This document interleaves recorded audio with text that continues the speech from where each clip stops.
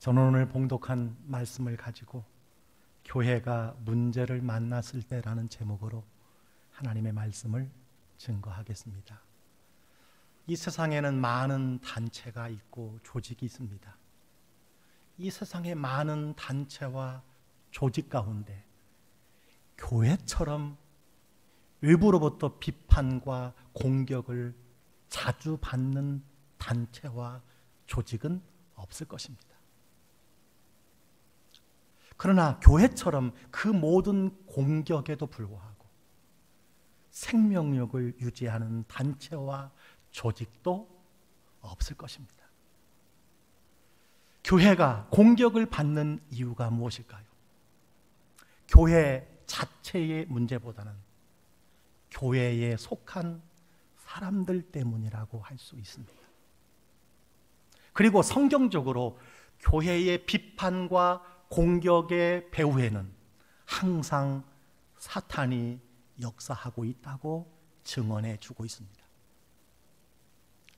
교회가 지금도 복음을 담대히 전할 수 있는 이유가 있습니다.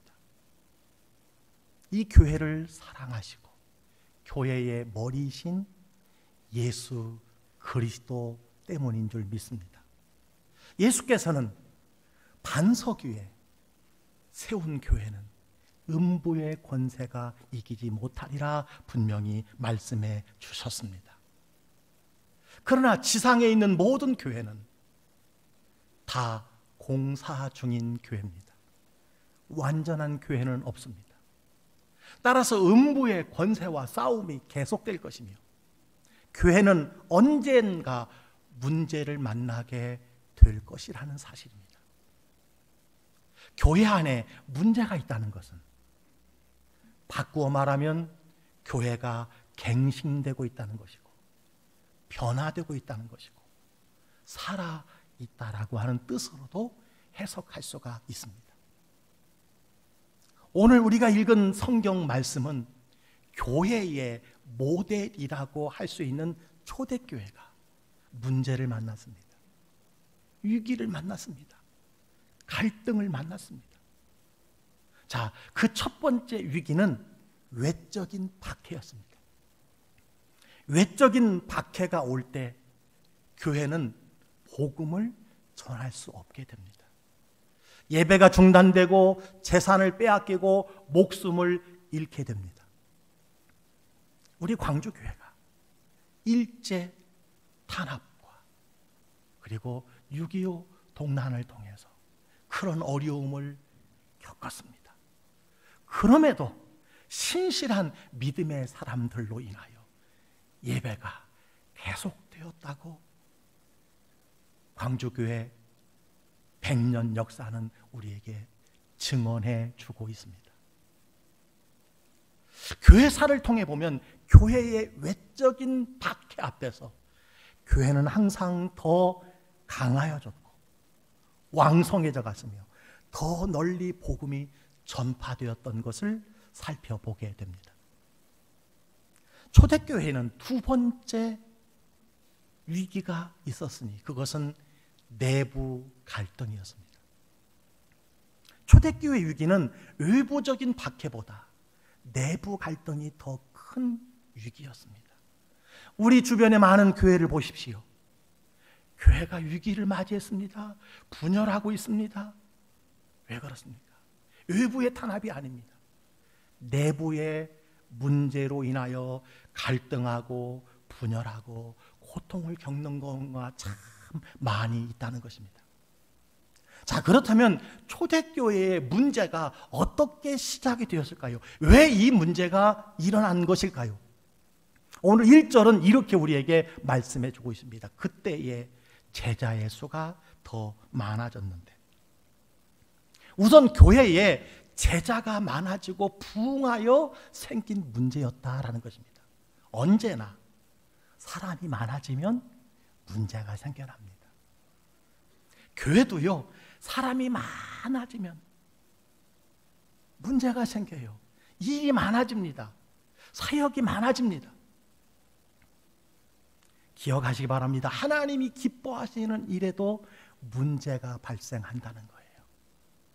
문제라는 것은 나쁜 일로만 생긴다고 생각하는데 기쁜 일, 좋은 일, 교회가 부흥할 때도 문제가 발생한다는 사실을 여러분 기억하시길 바랍니다. 또 하나, 초대교회가 문제가 왜 시작이 됐느냐? 1절을 보시기 바랍니다.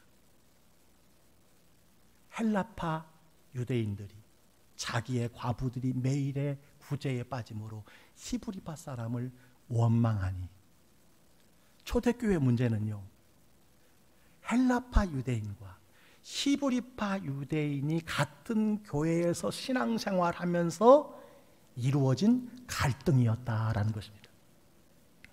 이스라엘은 하나님의 택한 선민입니다.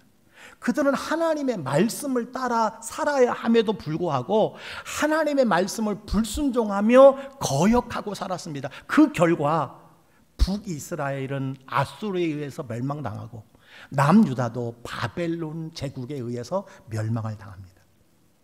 이때 멸망당한 나라를 떠나 포로로 끌려가서 혹은 그들이 그 지역을 벗어나서 근대 지방에 살게 된 사람들이 디아스포라 유대인이라 지칭하는 사람들이었습니다.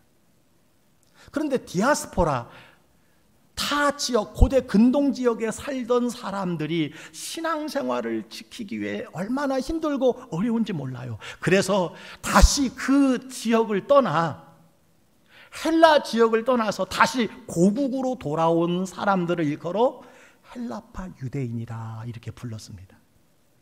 자, 그렇다면 히브리파 유대인은 누굴까요? 이스라엘 땅에 계속 남아있던 정통 히브리 유대인들이라고 말할 수 있습니다. 이들은 토박입니다. 기득권을 가진 사람입니다. 혈연, 지연, 학연으로 맺어진 사람이라고 말할 수 있습니다. 자, 이런 배경을 가지고 오늘 본문을 여러분 살펴보시기 바랍니다. 초대교회 안에는 헬라파 유대인과 히브리파 유대인이 함께 있었기 때문에 생긴 문제였다라는 것입니다.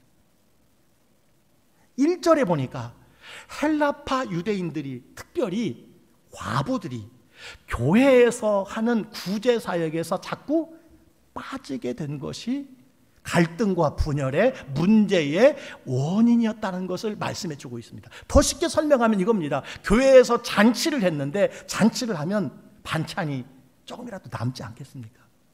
남은 반찬을 여전도회에서 싸주는데 가만히 보았더니 싸줄 때마다 모두 히브리파 유대인들을 챙겨주고 타 지역에서 왔던 헬라파 유대인들은 챙겨주지 않더라는 거예요. 그래서 헬라파 유대인들이 차별을 받았다고 원망하고 불평하기 시작하면서 교회가 문제가 발생하기 시작했다는 것입니다. 여러분 잘 기억하시기 바랍니다. 신앙의 갈등은 어디에서 시작되는 것일까요? 내 신앙의 원망과 불평은 어디에서 자주 일어나는 것일까요? 잘 기억해야 합니다. 교회를 통해서 받는 것 때문이라는 사실을 기억해야 돼요. 교회를 통해서 얻는 것 때문이라는 사실을 기억해야 돼요. 교회를 통해서 이익을 보려고 할 때 교회에 갈등이 생기고 문제가 생긴다는 것입니다. 교회가 지역과 불신자가 아닌 교인들에게 무엇인가를 나누어 줄 때 문제와 불평과 갈등이 생긴다는 사실을 꼭 기억하시기 바랍니다.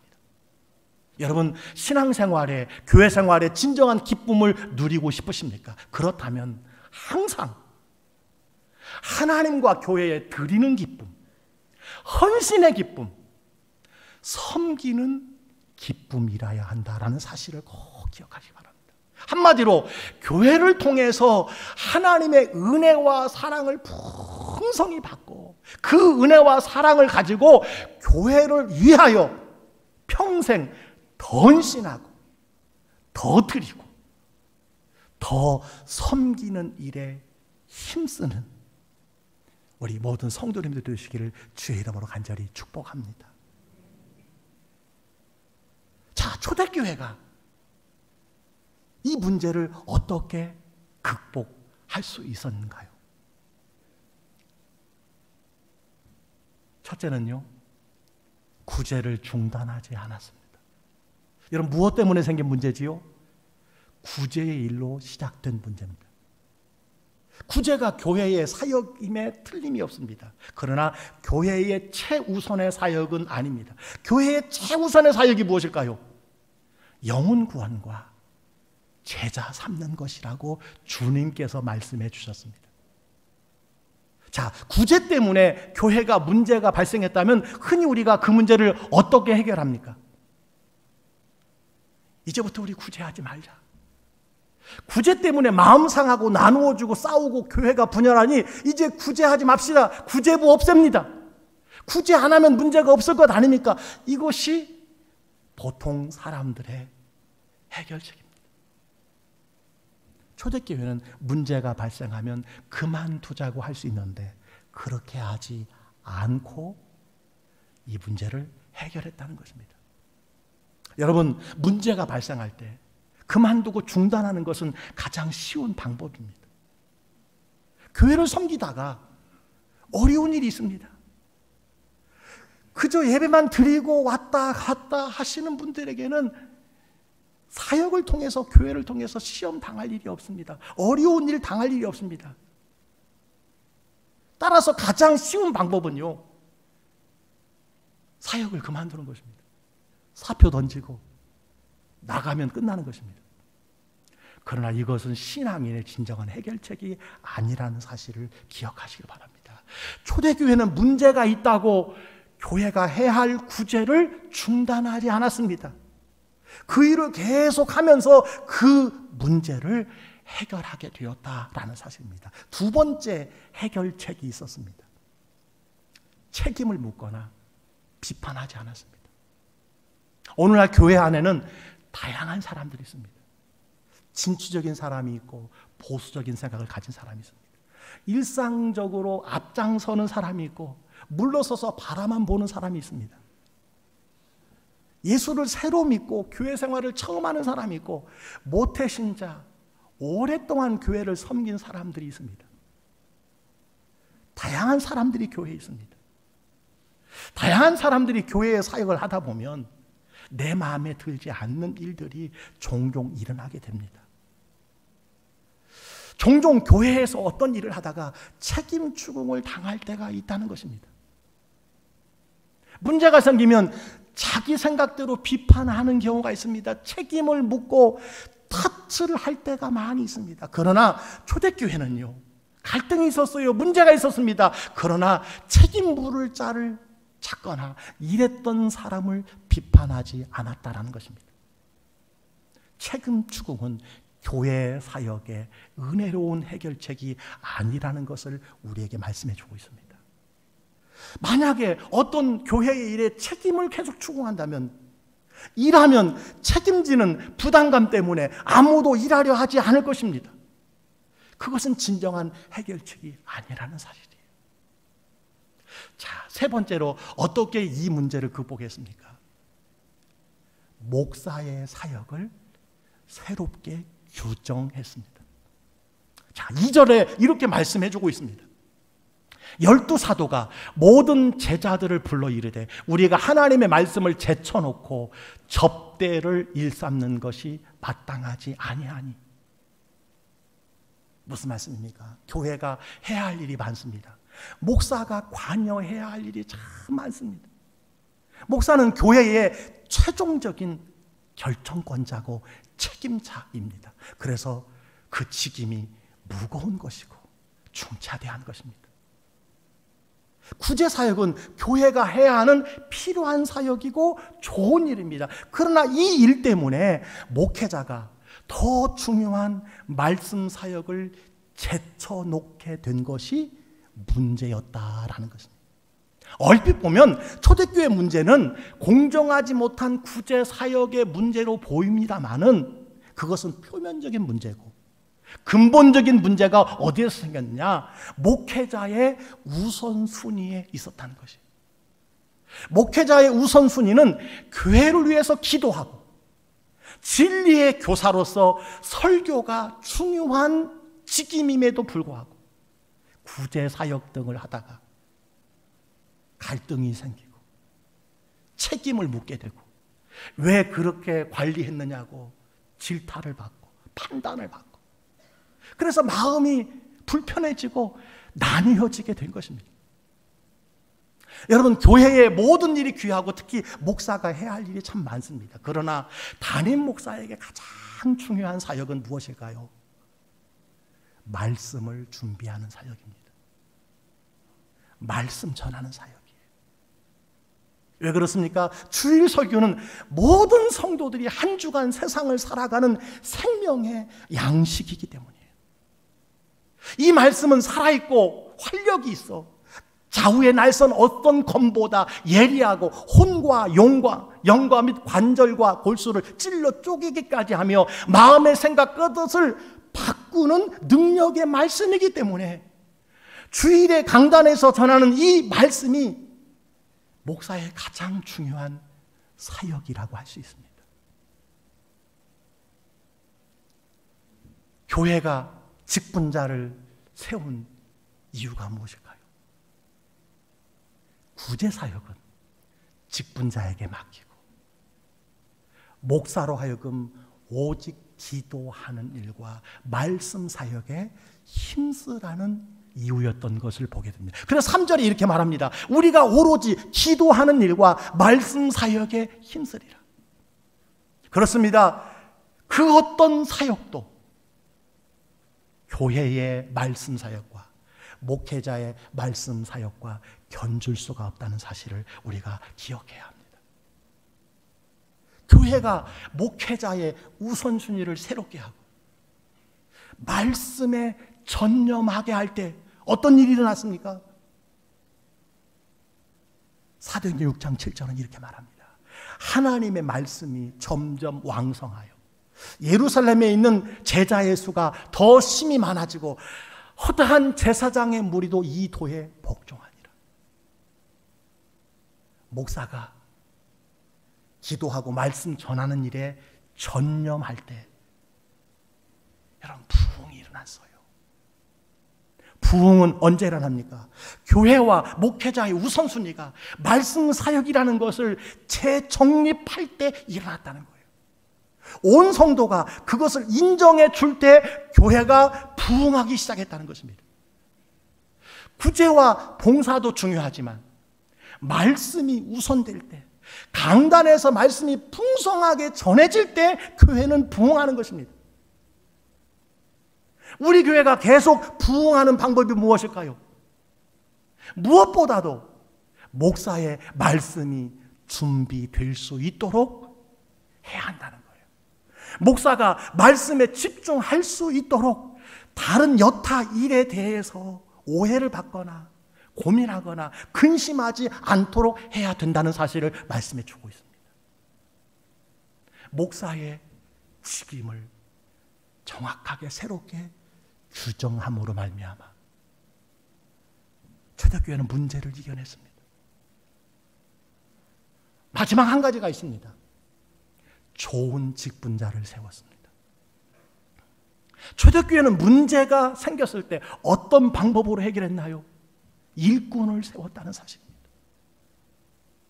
그렇다면 어떤 사람이 선출되었습니까? 오늘 3절은 이렇게 우리에게 말씀해 주고 있습니다. 형제들아, 너희 가운데 성령과 지혜가 충만하여 칭찬받는 사람 7을 택하라. 우리가 이 일을 그들에게 맡기고. 기준이 무엇입니까? 성령과 지혜가 충만하고 칭찬받는 사람이었습니다. 교회가 누구를 지도자로 평신도 일꾼으로 세워야 합니까? 성령과 지혜가 충만하고 칭찬받는 사람입니다. 여러분, 이 말씀을 자세히 살펴보면 성령과 지혜가 충만했는데 그 충만한 모습이 다른 사람들에게 알려진 사람들을 선출했다라는 의미입니다. 성령의 9가지 열매, 사랑과 희락과 화평과 오래 참음과 자비와 양성과 충성과 온유와 절제라는 이 열매가 다른 사람들과의 관계 속에서 보여진 사람, 그런 사람을 선출했다는 것입니다. 여러분들이 그런 분들이 되시기를 주의 이름으로 축복합니다. 또 어떤 사람이 선출되었습니까? 이름을 주목해 보시기 바랍니다. 자, 온 무리가 이 말을 기뻐하여 믿음과 성령이 충만한 사람 스테반과 또 빌립과 브루고로와 니가노로와 디몬과 바메나와 유대교에 입교했던 안디옥 사람 니골라를 택하여. 자, 여러분 대부분 이름이 어떤 이름이냐? 헬라식 이름입니다. 히브리파 사람의 이름이 아닙니다. 놀랍게도요, 성령과 지혜가 충만한 7명 리더가 선출되었는데 숫자적으로 그 교회에 많은 분포를 했던 히브리파 유대인이 아니라 소수이면서도 타지에서 온 헬라파 유대인들이 대부분이 지도자로 세워졌다는 거예요. 그동안 교회는 히브리파 유대인들이 주도했습니다. 그런데 처음으로 헬라파 유대인들이 리더로 세워졌습니다. 히브리파 유대인들이 지지해 준 거예요. 우리 지역 사람만, 히브리에 사는 사람들만 직분자라고 세우자, 그렇지 않고 누구라도 어디 출신이라도 성령과 지혜가 충만하고 칭찬 있는 사람을 뽑자, 그렇게 해서 뽑게 되었다는 것입니다. 그렇습니다. 교회는 다양한 사람들이 연합되고 섞이고 교제하는 한 몸 공동체가 되어야 합니다. 우리 교회도요, 이 지역에서 자라고 저희 교회를 오랫동안 섬긴 분들이 계시지만 또 많은 분들이요, 타지에서 이사 오셔서 우리 광주교회를 섬기는 많은 분들이 계십니다. 여러분 어떻게 해야 합니까? 우리 교회는 잘하고 계십니다. 잘 연합하고 섞이고 조화를 이루고 어떤 일에나 어디 사람 여러분 차별하지 않고 있습니다. 그렇게 초대교회는 사람을 세웠다는 것입니다. 자, 그렇다면 여러분 그 직분자를 무엇을 위해서 세운 것일까요? 왜 직분자를 초대교회가 세웠습니까? 한마디로요, 목사의 주된 사역을 잘 감당할 수 있도록 목사를 돕는 역할로 직분자를 세웠다는 사실을 기억하시기 바랍니다. 목사가 목사의 주된 사역, 기도하고 말씀 전하는 일에 집중하도록 목사를 돕는 역할로 직분자를 세웠습니다. 목사가 연약한 사람입니다. 이런저런 짐이 많이 있습니다. 어떻게 이 큰 광주 교회를 이끌고 나가야 될까? 이 코로나 시대에 어떻게 대면하지 못하는 성도들을 목양할 것인가? 아무리 연구하고 기도해도요, 답이 없는 시대에 살아가고 있습니다. 이런저런 일에 관여하다 보면 목사도요, 비판과 판단을 받고 때로는 오해를 받고 그 상처를 받아서 참 잠을 이루지 못할 때가 많이 있어요. 그래도 새벽에 나와서 설교해야 되고, 그래도 수요일날 설교해야 되고, 그래도 만나면 웃어야 되고, 그래도 만나면 복음을 전해야 되고, 그래도 만나면 성도들을 격려해야 하는 일이 목사의 일입니다. 어떤 때는 근심에 빠져서 한 주간 말씀을 준비할 때 고통 가운데 지낼 때가 있습니다. 한두 줄을 설교를 쓰는데도 몇 시간 동안 눈을 감고 있어야 할 때가 있고 잠 못 이룰 때가 있습니다. 여러분 그 결과가 고스란히 성도들에게 돌아가는 것입니다. 말씀의 강단이 약해지는 것입니다. 왜 사역자를 세웠다고요? 목사를 도우라고 세운 겁니다. 어떤 교회, 어떤 직분자는요, 교회에도 야당이 있어야 된다라고 생각하는 분이 있어요. 교회는 세상 정치판이 아닙니다. 세상 정치와 본질적으로 다릅니다. 세상 조직과 단체와 근본적으로 다릅니다. 정치와 정당의 목표가 무엇입니까? 오직 정권 탈출입니다. 정권 창출입니다. 때문에 모든 일에 칭찬하고 격려하는 법이 없어요. 여당이 야당 되어도, 야당이 여당 되어도, 대통령이 무슨 일을 이루어도 칭찬하는 법이 없습니다. 격려하는 법이. 왜 그렇습니까? 깔아뭉개서 어떻게든지 유권자들에게 표를 더 얻기 위한 것이 정치의 목적입니다. 여러분, 그러나 교회는 하나님의 가족입니다. 가족에 야당, 여당이 있습니까? 여러분, 가정에 엄마는 여당이고 아빠는 야당입니까? 부모는 여당이고 자녀는 야당입니까? 그런 가정은 없습니다. 교회는요, 하나님의 영적 가족입니다. 교회의 머리는 예수님이고 우리는 몸의 각 지체라고 분명히 말씀해 주셨습니다. 각 지체는 어떻게 해야 합니까? 서로 협력하는 공동체가 되어야 합니다. 따라서 모든 직분자는 하나님의 청직이요, 목사의 협력자요, 목사의 동역자라는 사실을 기억해야 합니다. 목사와 같은 비전과 목사와 같은 소원과 목사와 같은 말과 목사와 같은 방향으로 힘을 모아 협력하는 사람이 직분자예요. 하나님의 비전이 목사의 비전이 되고 목사의 비전이 온 성도들의 비전이 되어 주님의 뜻에 순종하도록 협력하는 것이 직분자라는 거예요. 따라서 교회 헌법에는, 모든 교단의 헌법은 동일합니다. 직분자는 교역자를 도와 라고 그 직무를 규정하고 있습니다. 아무리 똑똑해도요, 아무리 열심히 일해도요, 교역자를 돕지 않는 일은 직무에 어긋나는 일이라는 것을 말씀해 주고 있습니다. 이 사명을 감당하라고 지난주 81분의 직분자를 하나님께서 세워주셨고, 이분들을 포함해서 광주교회는 1100명의 직분자가 여러분 준비되어 있습니다. 얼마나 감사한 일인지 몰라요. 말씀을 정리합니다. 몇 년 전에 이케아라고 하는 가구를 판매하는 곳에서 침대를 구입한 적이 있었습니다. 단순한 침대가 아닙니다. 그 안에 옷장도 있고 여러 가지가 포함되어 있는 침대인데요,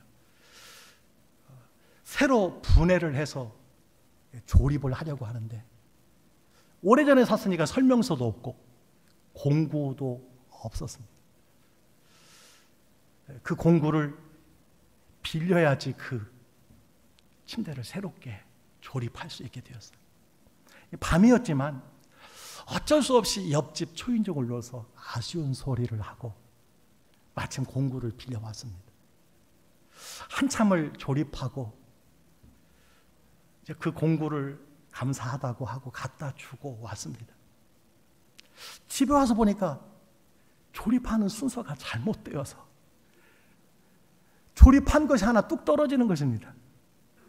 어떻게 합니까? 어쩔 수 없이 다시 가서 죄송하다고 말씀을 드리고 다시 조립을 하고 다시 돌려드렸습니다.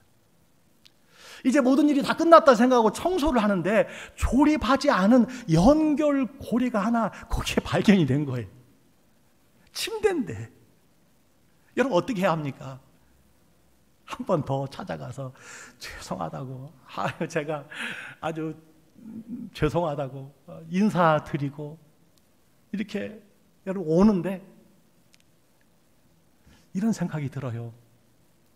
야, 이거 남의 것 빌려 쓰는 것이 진짜 어려운 일이구나. 남의 것 빌려 쓰는 일이 참 불편한 일이구나. 그때 하나님도 그러시겠구나라는 생각이 들어요. 하나님도 그러시겠구나. 그리고 제 마음속에 너는 하나님이 사용하시기에 편리한 목사냐라는 생각이 들어요. 너는 하나님이 언제든지 사용하겠다라고 말하면 주님 여기 있습니다. 나를 사용하세요. 이렇게 준비된 목사냐라는 생각이 들어요. 여러분, 하나님이 어떤 사람을 쓰기 어려운 사람인 줄 아십니까? 어떤 사람을 쓰기 어려울까요? 시간도 내 거고, 물질도 내 거고, 인생도 내 것인 사람입니다. 하나님의 모든 것을 그 사람에게 빌려 써야 하기 때문에 어렵고 불편한 것이 아니겠습니까? 자, 그렇다면 하나님이 어떤 사람을 여러분 편히 쓸 수 있는 사람이라고 생각합니까? 그렇죠. 시간도 하나님의 것이고, 물질도 하나님께로부터 왔으니 하나님 것입니다라고 고백하고, 내 인생도 하나님의 것이고, 숨 쉬는 것도 하나님의 은혜고, 내게 있는 달란트, 내게 있는 재능, 내게 있는 전공, 남보다 더 잘하는 것, 다 하나님의 것입니다. 이렇게 고백하는 자를 하나님이 쓰고 싶지 않을까요?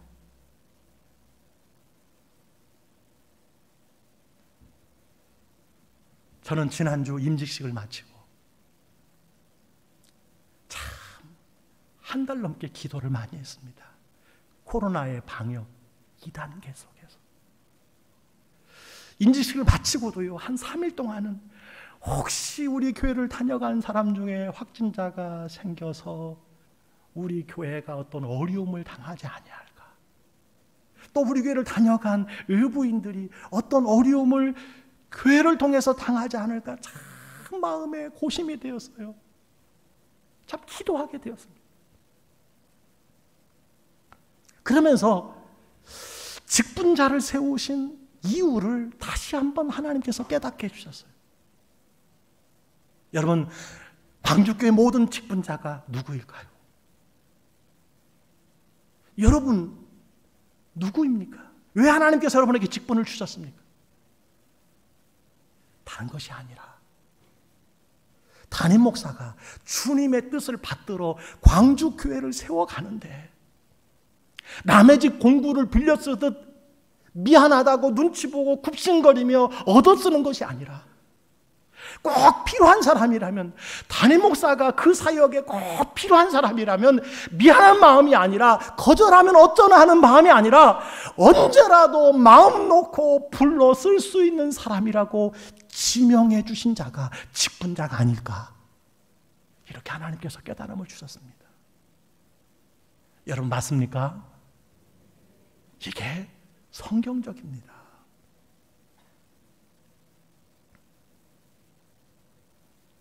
문제를 만난 초대교회는 교회와 목사의 사역을 규정하고 직분자를 세운 결과 어떻게 되었습니까? 7절은 이렇게 우리에게 말씀해 주고 있습니다.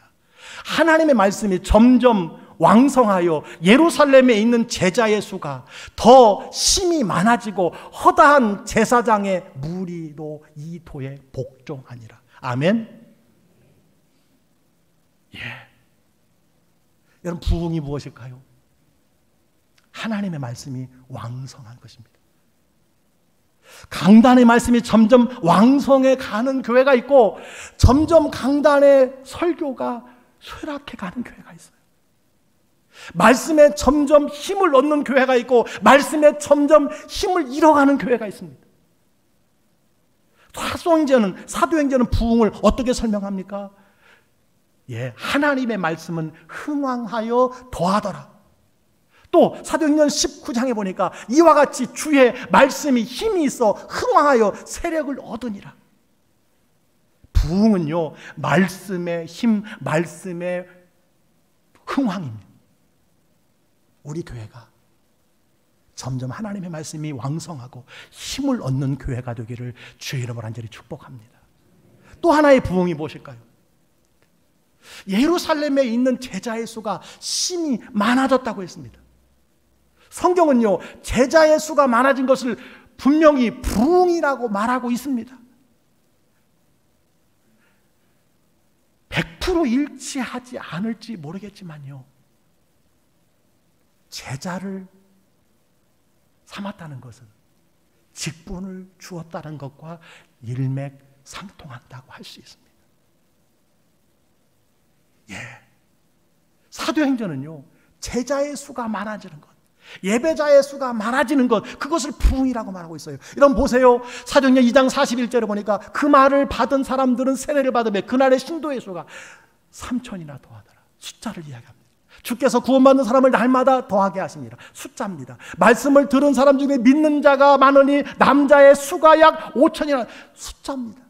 성경은요, 질적인 부흥도 이야기하지만 그 질적인 부흥은 말씀, 강단의 말씀에 힘을 얻는 것이고, 두 번째는 숫자의 부흥을, 예배자의 부흥을, 그리고 임직자를 세우는 이 일을 부흥이라고 이야기하고 있다는 거예요. 3년 전에 우리 교회는 90명이 넘는 임직자를 세웠습니다. 그리고 3년 만에 또 81분의 임직자를 세웠습니다. 여러분, 근 4년 동안에 약 200여 명의 임직자를 세우는 교회는요, 우리 교단에도 최근 6, 7년 사이에 한두 교회밖에 없는 일입니다. 우리에게 부흥을 주신 하나님을 찬양합니다. 직분자를 예어 세웠습니까? 이 부흥을 계속 이루어 가라고, 그래서 목사로 말씀과 기도에 전념하도록 하라고 임직자를 세운 것입니다. 목사를 도우라고 여러분 세워주신 줄 믿으시기 바랍니다. 여러분, 교회가 문제를 만났지만 구제를 중단하지 않고, 누구에게 책임을 묻거나 비판하지 않고, 교회와 목사들은 사역의 우선순위를 규정하여 본질적인 사역에 힘쓰고, 성령과 지혜가 충만하고 칭찬듣는 일꾼을 세움으로 말미암아 그 결과 어떻게 되어서 부흥이 찾아왔습니다. 계속되는 부흥이었습니다. 말씀이 왕성해지고 제자의 수가 많아지기 시작했다라고 말씀해 주고 있습니다. 성도 여러분, 이미 직분을 받으신 여러분, 이번에 직분을 받으신 81분의 직분자 여러분, 저는 말씀을 드렸습니다. 교회의 직분은 명예가 아닙니다. 높아지는 것이 아닙니다. 명예가 아니라 멍해라는 사실을 기억하세요. 높아지는 것이 아니라 섬기는 것이라는 사실을 기억하시기 바랍니다. 그래서 하나님이 쓰시기에 편한 직분자가 되시기를 바라고, 여러분의 인생을 주님을 섬기고 교회를 섬기며 목회자를 진정으로 돕는 자로, 협력자로 하나님께 드릴 수 있기를 주의 이름으로 간절히 축복합니다.